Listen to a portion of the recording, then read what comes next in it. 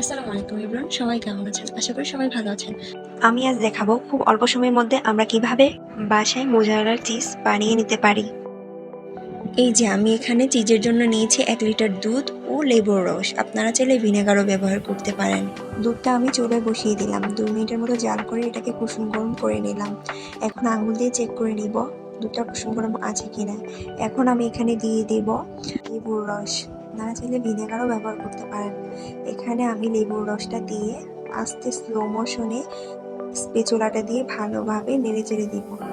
এই যে দেখুন আস্তে আস্তে ধীরে ধীরে দুধটা কেটে আসছে। এই যে দেখুন এখানে দুধ থেকে ছানাটা কেটে আসছে।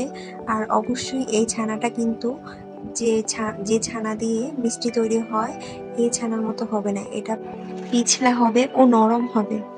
এই যে এখন আমি ছানাটা তুলে ছেঁকে নিব। এখন আমি একটি বলে নিয়ে নিয়েছি গরম পানি, দিয়ে দেবো 1 চামচ পরিমাণ নুন এবং যে ছানাটা ছেঁকে নিয়েছি এই ছানাটাকে হাত দিয়ে আলতোভাবে একদম আস্তে আস্তে করে পানিটা উড়িয়ে ফেলবো, যতটুকু সরানো যায়। অবশ্যই এই কাজটা আস্তে আস্তে করতে হবে।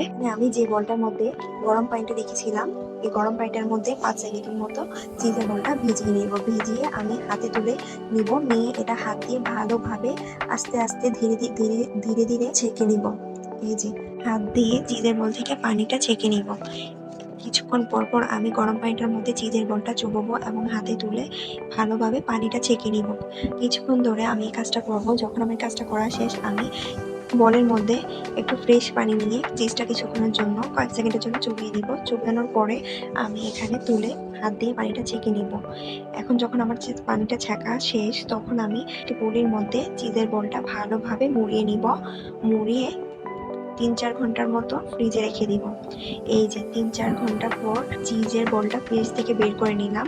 দেখুন চিজটা দেখতে কত সুন্দর হয়েছে, বসে গিয়েছে চিজটা।